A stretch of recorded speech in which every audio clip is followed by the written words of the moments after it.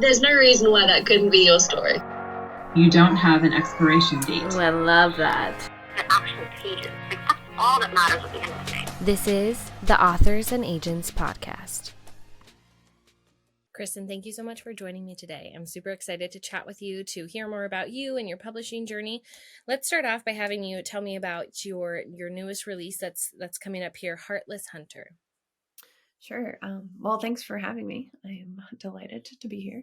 Okay, so Heartless Hunter is a Scarlet Pimpernel-inspired YA fantasy, romantasy, and it's about, it's set in the aftermath of a revolution where witches who used to rule have been overthrown and are now hunted down and purged, which just means that they're killed. So the two main characters are Rune and Gideon. Rune is secretly a witch hiding in plain sight. And she kind of has, like, by day, she's this like kind of flighty socialite. That's her persona. And by night, she's rescuing witches from being purged. Gideon is the captain of the witch hunters, and he is kind of on to Rune. He at least suspects her. So when Rune decides to start courting Gideon in order to get intel so she can save a very specific witch who was very dear to her grandmother, Gideon decides to court her back in order to unmask her. And that's sort of the gist. You know, you gotta love a witch hunter sort of combination, You gotta. right? Yeah, it's funny. There's like a lot of, I feel like there's two camps of people who are excited for this book. People who are like hardcore Scarlet Pimpernel fans, and then people who are like hardcore witch and witch hunter romances. So like far. Oh my gosh. That's what you found. Well, so this is book number 5 coming out for you. Is that right? Yeah, it is. Yeah, 5. You're right. That's so amazing. I mean, that is such a, milestone in and of itself, each book that comes out, right? So tell me a little bit about your journey to this point, to having, book number 5 out in the world. Yeah. I certainly don't take it for granted. I feel like every time I get another book into the world, it's like a miracle. Like, you just never know if you're going to get another one out there. So yeah, I definitely don't take it for granted. So, okay. How far back do you want me to go? When I was, back to the beginning. Yeah. Let's just say, like, I kind of had a very normal sort of like author story where it's like, oh, I always wrote when I was a kid. It was kind of what I did for fun. But I never thought, like, when I was growing up, I never thought about being an author as a career. It was just like, I didn't think that was something you could grow up to be. So it was only when I was in my early 20s that I started like seriously thinking about maybe I could do this for a living. And I think I was 24 when I finished my first manuscript. And that was about a dragon hunter. Actually, it was about a dragon rider. She wasn't a hunter yet. So that first book was actually the very, very, very first incarnation of The Last Namsara, which was my very first, that was my debut novel. So I wrote that book when I was 24. It was totally terrible. I got so many rejections. The first rejection on a full manuscript, I remember crying in the shower. I was so devastated. And I came to a point where I realized that, like, I love that book so much. I love that story so much, but I wasn't a good enough writer to like get it where it needed to be. So I was like, I remember sitting in a coffee shop one day being like, one day I will be the writer who can write this book. And so I like set it aside and then wrote another book, which, and that got me an agent. So that was like lots of querying, got an agent, almost got a book deal with that one. I got very close. I worked really closely with an editor who wanted an R&R. We worked on it for a year. I revised it 3 times. And then she couldn't buy it in the end. And then right after she couldn't buy it, my agent left publishing. So I was like back in the query trenches. Sorry, this is a long story. Goodness. And then, tell me that we want this story. It's a long story. Okay. Yeah, it's full of like heartache and hitting rock bottom many times. And then so I decided to take out that old manuscript about the Dragon Rider. And this time I didn't revise it, I rewrote it from scratch. So it was like a totally different story, just some similar beats. And I did that in a mentorship with Franny Billingsley, who is a YA middle grade author. And that really, like, I feel like if I could recommend anything to any writers, it would be to find a writing mentor, like find someone who is ahead of you, who is willing to kind of take you under their wing and like help you. Like it made me such a better writer. I don't think I would be here today without that mentorship, to be honest. And I've had other mentorships too. All of the mentorships I've had, I feel like, have made me the writer that I am. So I rewrote that book and I started querying. And I think I racked up 80 or more rejections from agents on that book. And I got to the point where, and I think I had written another book in there too. It was like an contemporary adult, and that had gotten a bunch of rejections. And I got to the point that in that summer where I was like, you know what, this must not be for me. I got to a point where I was like, I should probably just quit, because I don't think I'm meant to be a writer. And then at the 11th hour, I heard about this contest that I don't think exists anymore called Pitch Wars. And I was like, okay, this is like my one last ditch effort. I'm just going to submit to this contest. And I think it was like something like 30 minutes before the deadline closed. Like it was like really 11th hour. I was like, going to submit to this. And then that's it. If nothing happens, then nothing happens. And I'm moving on. And then a month later, I got accepted into Pitch Wars. And then so Pitch Wars with this dragon book. And that got me several offers of representation. And then I revised it one more time with my agent. It got preempted by HarperCollins, and then it went on to sell in several territories. So I think right now it's translated into 12 languages. That on a book that got 80 rejections. So yeah. And then and then my agent left the business. So my second agent left the business. So I had that series under my belt, but I didn't have an agent anymore. And I was like, I'm not going back to the query trenches if I don't have to. And I just emailed my friend and I was like, listen, do you think your agent would like want me as a client? And then she put us in touch. And so that's how that happened. So, and I am very happy with my third agent, and I hope she doesn't leave the industry because I really like her. So. Oh my goodness. That is a lot to have two agents leave the industry. I mean, getting one agent is like difficult enough, right? I mean, to have to re-enter the query trenches so many times because of something like that, like, oh man, you are a rock star. Well, yeah. No, fun. So, I love this question, and I know that the listeners love this because everybody's journey is a little bit different. I mean, we hear those like instantaneous journeys where it's like they wrote their first draft of their first book and it became popular, everything, right? But I think the majority of people are, a story like yours where you worked really hard, you tried and tried and tried, you learned, and you persevered through it to get where you are. So I think that's awesome. Looking back on your querying experience, what was like if you were to talk to a querying author now who's maybe like, I'm ready to give up, this is the worst, what would your top like tip or advice be for a querying author? Yeah, I think if you love it and you want it, you just got to push through the rejections. Like there's just so much rejection in this industry. Like that's just the beginning, and it really sucks. The query trenches suck. I'm like that. It's the worst. But it's like, you never know how close you are to a yes, and you only need one yes.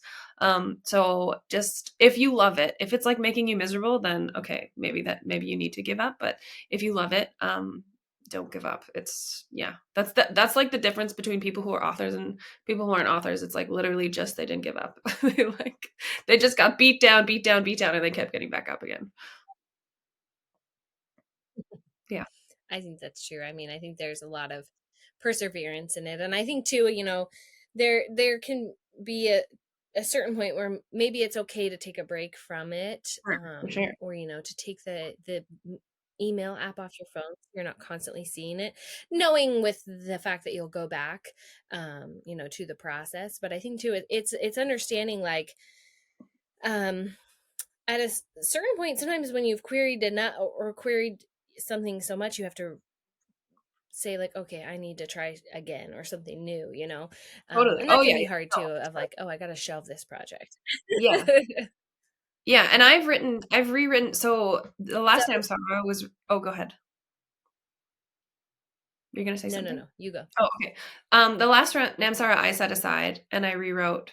Technically, I rewrote it twice, but So like, just because you set aside a manuscript doesn't mean it's done, never coming back. Edgewood, which is my 4th book, also was a total rewrite of a manuscript that I thought was done, and it was never going to become a book. So yeah, you just never know. Yeah. And I think that it's okay. I mean, and I think too, as you, progress and learn with each manuscript, like you said, it could be something where one that you loved beforehand, but that didn't work. Maybe you, after learning and growing, you can go back to it and adjust it, however, and make it work for what you've got now. But I mean, there's, I think too, and I mean, I say this because I feel like I've done this before as a writer and as an author. Like, I think sometimes we put like a timeline on it, or like we feel like it has to happen right now based on other people's journeys or what other people are doing, similar stages of life or age or whatever to us. And I think it's just a good reminder of like, everybody's path is different, everybody's timing is different. And, unfortunately, querying is so much of that. It's so much of timing and luck and, what's personal preference and all of that. I mean, we could go on and on and on. Yeah. And I think, I mean, yeah, don't give up. And I mean, I am like, this was 8 or 9 years ago now. Like I think the industry has changed so much. And so something that worked for me may not work for someone else. But I do think mentorships, like just constantly be working on your craft more than anything. But also I went to a lot of conferences. I mean, not a ton. I couldn't really afford a ton of conferences, but when I could, I would go to conferences and I would try and get my work in front of editors, like in like one-on-ones or in like the round tables. I don't know if I'm pretty sure they still do that. I haven't been to a conference in a while. And also contests, like reputable contests. I feel like I should clarify that. I did submit to a couple contests, and it's just like a way, even if it never turns into something, it's a way of taking yourself seriously. I think, in making connections with agents and editors, but also other writers. So yeah, I would also say that, I guess. Yeah, I mean, there's lots of ways to continue to work on your craft, your process, your community, which is so helpful as you're querying. But yeah, I mean, it's definitely a long game. Don't plan on it being one of those short instant stories. Plan on it being a long haul journey. Yeah. So focusing on Heartless Hunter, what is something you really hope readers take away from this story? Oh, that's a tough question. Well, first of all, I hope it's really fun. I hope that they come away and they're like, I want book 2 now because it was so fun.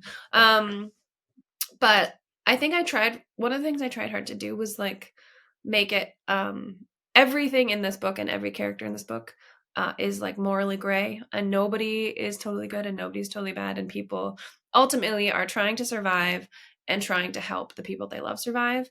But they exist in a world where doing that is just complicated, and it's like there's a bloody history, and and so every story has more than one side, and I just think that that's realistic and how life looks. And so I guess, I don't know, I guess I would like people to walk away with that feeling of like there is more than one side to every person and every situation and every conflict. And yeah, I think that's a very good something to remember, right? I mean, I think too, like that everybody has something that you aren't aware of, right? Or some struggle that we don't know, because that's hard to see sometimes.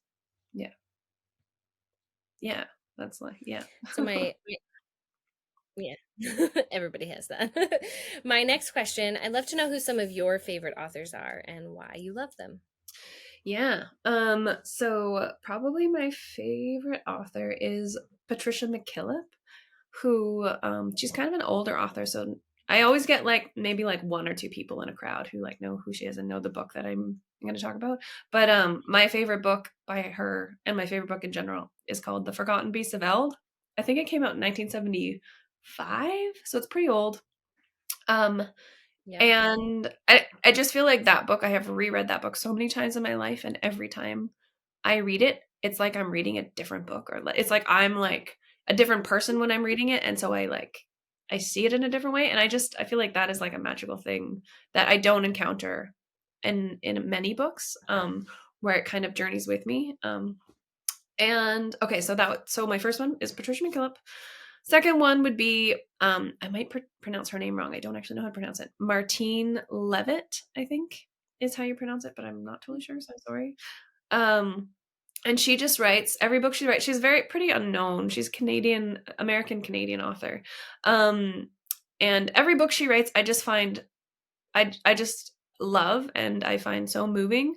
And there's not really another author who it's like every single book, it's like, oh my gosh, every time she like nails it for me. And then also Franny Billingsley, because she was my mentor and I just think she's brilliant. Well, yes, you have to give her a shout out for being your mentor. So what is your writing software of choice? When you're drafting, what do you use? I use Microsoft Word, even though it's like the most impractical thing. I've tried Scrivener. I know there's other ones out there, but Scrivener is the only other one that I've tried. And I so badly want to be like a Scrivener writer, like with all of the like tabs on the side and you can like do all these cool things. And I just use it to procrastinate. Like it's like, I need the like blank, like awkwardness of Microsoft Word, like no distractions. Yeah, so I am a Microsoft Word person. I'm with you there. I've tried Scrivener. Another one I've tried is Dabble, which is like a browser-based one, which I did like that one, but now there's so many new features that they're trying to offer a lot of things like Scrivener.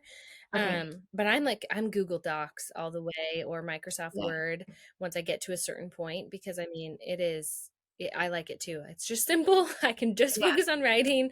I am not distracted by all the other things I could put in there. Yeah. And it's like every once in a while I'll see like somebody has made this cool Scrivener template and it's like, ooh, that looks so cool. And it's like, and it's just so tempting. But yeah, I always just end up coming back to Microsoft Word. I don't know. I was writing in Microsoft Word from a young age. Like I remember when I was probably like 16, 17, my dad had this old laptop from his work. It was like this huge Dell heavy duty laptop and he didn't need it anymore. So he gave it to me. So I've been working on laptops, like writing on laptops since, and that was a long time ago. So it's just like, I think I just can't do anything else because it was like from an early age. Hey, I think it's great. Well, my next question for you is about the actual process of writing. What is the most enjoyable thing about writing for you? And then what's the most challenging thing about writing? I think the most enjoyable thing about writing is like daydreaming about writing. I don't know if that counts. Yeah. Yeah, especially in like the drafting stage, like I'm just constantly like daydreaming and like thinking about the scenes that I want to write that are coming up, and like I really love that part of the process, like jotting them down into like the notes app on my phone. I think another thing I love about writing, and this is also like a challenging part about writing, so it's kind of combining the two, but I really love getting my characters into trouble, like into like backing them into a corner. And then it's like, okay, now how am I going to get them out? Because I have to get them out. And that's like the hard part, but it's also the fun part. So I like that part of it. I think probably, and maybe it's just because this is sort of where I'm at in the process, or I'm just like, I just came through this part of the process. But if you're writing a series, basically like book 1 is done, and you're still working, like you're still drafting book 2 typically, like if book 1 is done, and book 1 is like starting to go out, they've printed the arcs, they've uploaded it onto NetGalley, it's starting to go out into the world, and like those early reviews are coming in on like NetGalley or like Goodreads, but you're still working on book 2. That is really hard for me because it's like I can't not read them. I'm like, I should probably block Goodreads, but I just want to know like what those first few reviews are. But it's like it's just not good for my head because it's like, oh, they didn't like this. Okay, well maybe then I should like change this about book 2. But then like it's just, and then another person is like, okay, no, but that's what this person liked about this. So maybe I shouldn't change that. And you're just like constantly second guessing yourself while you're still writing the second book. So you have to like find a way to like shut that down and just keep writing and like do the thing that you wanted to do and not let these people who you don't know have a say into what you're writing. I find that really hard. I always hit a point. It's usually like the 3 or 4 week mark where I'm just like, I'm done. I don't need to read any more reviews. Like it's like I get bored of them or something. But that first, those first 3 weeks are tough, I would say. I don't think you're alone in that. I think, it's exciting to be like, okay, what are people thinking of this, Yeah. newest, release and it's exciting to get those first reviews come in. But yeah, then you're like, wait, but all of these are conflicting. And I can see how when you're writing a series, working with the same characters, continuation of the story, that then you're like, oh, well, these people aren't going to like what I'm doing now because of whatever they've said. Um, yeah, it's a little bit of a double-edged sword. Yeah. Like there's going to be a lot of people who don't like the thing about your book that all of these people over here love about your book. It's just like you have to, that's why you can't write to like, you have to write the book that you need to write. Yeah. Yeah. And it's at that point where you're like, okay, this is for others, it's for readers. When you publish a book, that's what happens, but it is still, the characters, the world, everything that you're creating, and that's got to be an interesting place with a continuation of a series kind of but I love what you said about how one of your favorite parts is just kind of getting your characters in trouble and getting having things happen to them. I think that's my favorite part too. It's like, okay, what can we get into next? Sometimes I'll have to turn to my husband because I've got them into like such a tight spot. I'm like, okay, I actually don't know how to get them out. So I'll be like to my husband, like, what should I do? How would you get out of this situation? And then it like kind of kickstarts things working in my brain. Oh yeah, that's a good idea too. I have a like a she's not a writer at all, but she's such an avid reader that she always reads everything for me. She's got a big stack of my manuscripts, like, printed out, that I print for her. And I always am able to go to her and be like, okay, please help me with this. Like, and she's got such a good reader brain that it is nice to have someone that you can bounce those ideas off with when you're like, you've written, you yourself are in a corner of like, okay, where do we go from here? Yeah, So my next question for you, I'd love to know what you do to really get inside your characters' heads. Yeah, so I would say I like need to figure out who they are, like and know them really, really well. And the way that I do that is I actually learned this from my mentor, Franny Billingsley. She's the first person who taught me how to do this. But basically I need to know what their backstory is, like what their relevant backstory is, how that backstory has contributed to their wound, and what their wound is, how that wound has like created a lie that they tell themselves, either about themselves or about the world around them, and then what it is they think that they want based on all of those things. So like how are they, like this wound, this like festering wound, obviously they want to like bandage it and heal it, and the thing that they want is their attempt to do that, but it should always be in conflict with like what is actually going to heal the wound. So like what the thing, it's like the want versus need thing. So I need to know all of those things really, really well, before I can really get into the head of my character. Like I need to figure them out first. If that makes sense. I don't know if I made sense there. It does, yeah. So when you're creating, something new, you are thinking of, this character and needing to know what the structure is, right? Like for me, sometimes I just get like a scene in my head that's usually like near the end of the book is where it comes to me, and that's where I've got to get that down on paper first. So for you it's a little bit different. You've got to know the backstory and all that, which is, definitely helpful craft wise, right? To get all of that so you're not doing, reworking as you go along. Yeah, I'd say though, similar to what you said, like I also at the same time, like, so where they've come from, how that contributes to who they are, and then also where they're going, like where they end up. I definitely need to know where they end. Before I even start writing, I need to know who they are at the very end of the book and how all these things have resolved or not resolved, depending. But yeah. Right. Depending on if you're continuing writing. Yeah. Another Yeah. one. Yes. So if you could, yes, right, because then not resolved. So if you could be a character in one of your favorite books, now this doesn't have to be one of your books that you've written, but one of your favorite books, who would you be? I would be that book I mentioned earlier, The Forgotten Beasts of Eld. Um, the main character is this like powerful wizardess named Sybil, who lives alone at the top of a mountain, surrounded by all of her magical creatures that she has as pets. I would be that person. I think I would be her. That sounds amazing. I would be her too, just because it sounds really quiet, besides the animals, but quiet. Yeah, yeah, and she has this like she's kind of obsessed with like calling these mythological creatures to her and like keeping them. Anyway, she has a whole journey, but like that, so she's like that's how she has like a dragon and like these magical cats and this cool falcon. And anyway, Yes, that would be amazing to have your own dragon. My 3-year-old would die over that. He mm, very much wants all of those things. nice. So I've just got a couple of questions left for you. I'd love to know who has been the biggest supporter of your writing. Definitely my husband, I'd say. Yeah, he's like read That's good. countless Yeah, you need that. manuscripts. Yeah.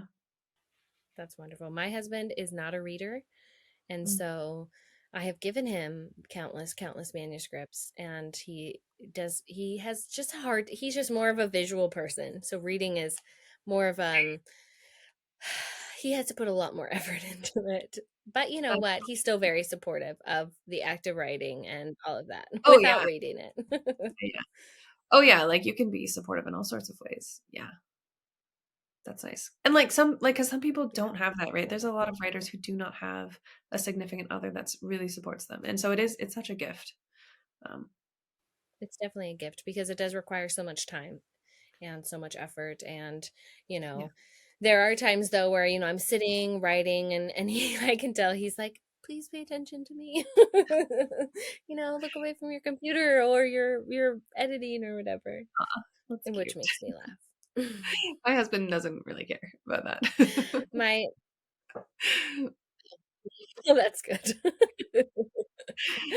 My last question is not a hard one. It sounds a little bit hard, but I'd love to know what your favorite book is right now. This is not your favorite book of all time, just something you've read recently that you thought was really good that other people should know about. Yeah. I mean, I'm going to recommend one of the authors I mentioned earlier, Martine Levitt. It's like it's so like a lot of her books are so obscure. I don't know very many people who know her, but this one I read it this summer. It's called Buffalo Flats. It's a YA, and like it skews kind of younger YA, I'd say.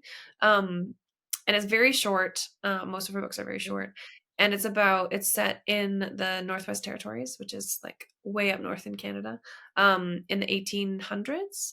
And it's about this girl who just wants to buy this plot of land that she loves so much. Like she loves where she lives and she loves this one plot of land, but she can't because she's a woman or girl. But even women can't buy their own plots of land. And so that's the whole story, is like her intent on buying this plot of land. And it's just like so lovely. Like it's just like a perfect example of her writing. It's just very moving, and human and lovely. I love that. I love when a book is, about, something very real that happened, but you just can't put it down. I love books like that. Well, Mhm. cool. Thank you so much for sharing that. I mean, I love asking that question because we all have tons of books we want to read, but it's always good to learn about new ones, especially an author who you might not have heard before. So thanks for sharing that one. Awesome. Well, thank you so much for chatting with me today, and thanks for telling me more about Heartless Hunter, more about you and your experiences. I'm super excited for this new release for you and to see the next one too, which is so exciting. So thank you so much. Thank you so much. It was a pleasure chatting with you.